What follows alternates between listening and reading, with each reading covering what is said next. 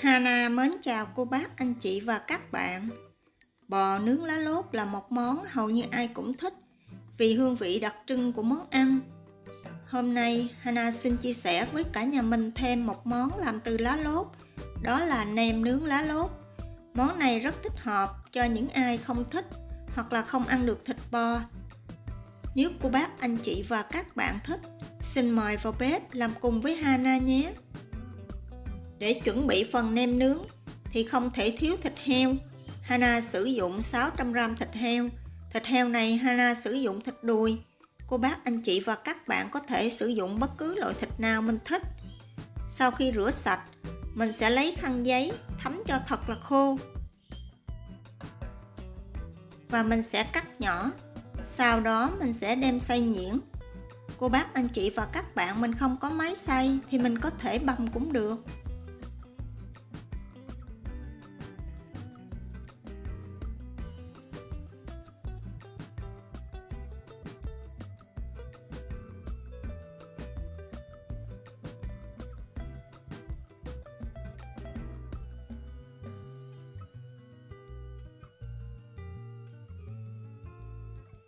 Với 600g thịt xay thì Hana sẽ nêm vào 2 muỗng canh đường cát,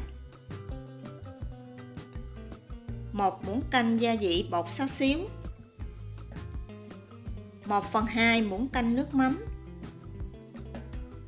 1/2 muỗng canh dầu hào, 1 muỗng cà phê mật ong, không có mình thay thế bằng đường cũng được, 1/2 muỗng cà phê bột hành và 1/2 muỗng cà phê bột tỏi, 2/3 muỗng cà phê tiêu trắng đập dập và 1/3 muỗng cà phê bột nở. Mình sẽ dùng tay trộn đều cho tất cả thật là hòa quyện với nhau. Và thêm vào 2 muỗng canh nước đá mình đập nhuyễn. Sau đó mình dùng chày mình sẽ giã cho hỗn hợp thật là dẻo mịn khoảng 10 phút. Nếu cô bác, anh chị và các bạn mình không có bột hành và bột tỏi, mình có thể thay thế bằng tỏi và gốc hành trắng băm nhuyễn cũng được.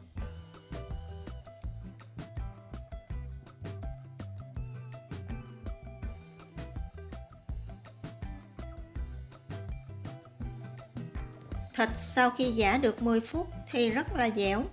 Mình sẽ bọc kín lại và cho vào tủ lạnh ít nhất là khoảng 3 tiếng hoặc là mình để qua đêm.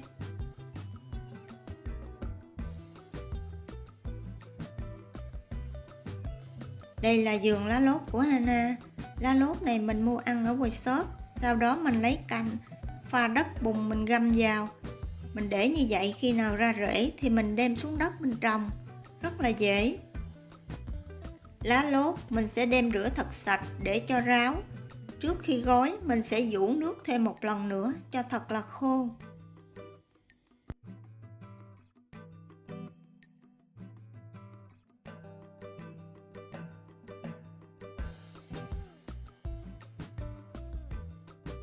Thịt sau khi mình để tủ lạnh 3 tiếng hoặc là qua đêm thì mình sẽ đem ra và thêm vào 1 muỗng cà phê nước chanh.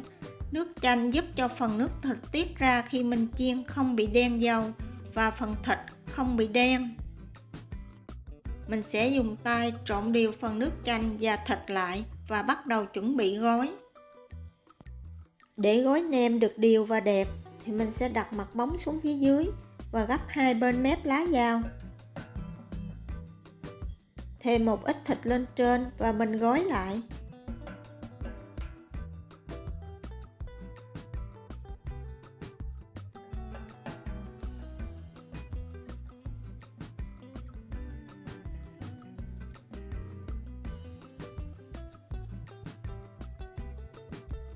Sau khi cuộn thịt xong thì mình sẽ dùng cuốn lá mình ghim vào, giúp cho lá không bị bung ra khi chiên.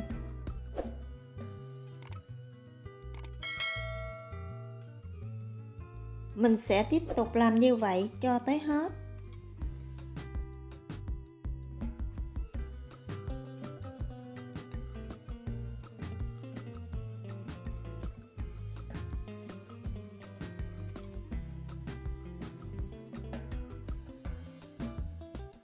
Những cuốn nem này nếu cô bác, anh chị và các bạn chưa chiên liền mình có thể xếp vô hộp. Giữa mỗi lớp thì mình cách nhau bằng một miếng ni lông để giúp mình lấy ra được dễ dàng hơn. Sau đó mình sẽ đậy kín lại và cho vào tủ lạnh hoặc là tủ đông. Khi nào ăn thì mình sẽ lấy ra rã đông và chiên.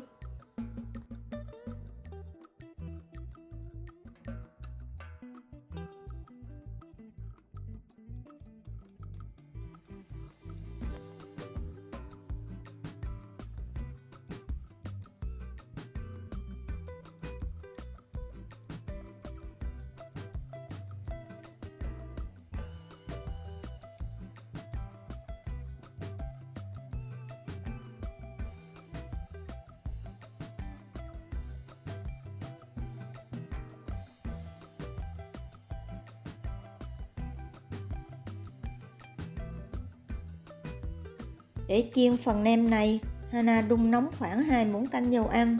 Mình không cần phải cho dầu nhiều. Sau khi dầu vừa nóng thì mình sẽ cho những cuốn nem này vào mình chiên.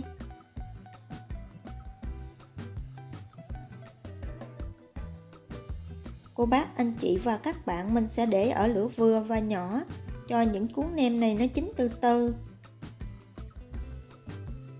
Mình canh ở lửa vừa và nhỏ khoảng 1 phút thì mình trở mặt một lần. Mình trở như vậy cho tới khi những cuốn nem này nó chín đều thì mình lấy ra. Hana nghe nói nếu mà những cuốn lá lốt này mình muốn có màu xanh đẹp sau khi chiên hoặc là nướng thì trước khi làm mình sẽ trụng phần lá lốt qua nước sôi. Hana có làm thử nhưng mà khi ăn thì mùi vị lá lốt không có còn thơm ngon bằng mình gói lá tươi, và màu sắc thì cũng tương tự giống như Hana đang làm. Chỉ cần mình trở mặt thường xuyên và canh lửa thì màu sắc không bị xỉn màu. Phần thịt sau khi chín đều thì mình sẽ gấp ra. Bây giờ mình sẽ chuẩn bị phần mỡ hành ăn kèm. Mình sẽ cho vào khoảng nửa chén hành lá sắc nhỏ, thêm vào 2 muỗng canh dầu ăn, bọc kín lại và cho vào lò vi sóng khoảng 20 giây.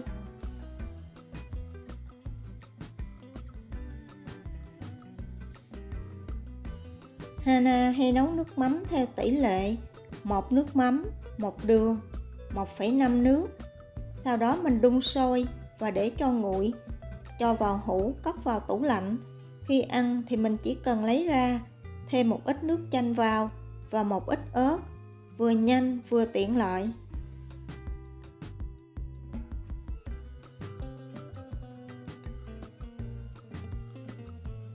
Phần nem nướng này mình sẽ dùng kèm với bún.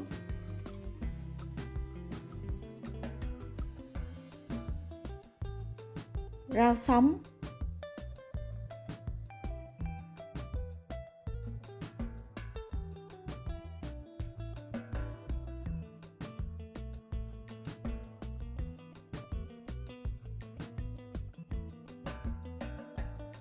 Thêm một ít đậu phộng lên phía trên và một ít mỡ hành.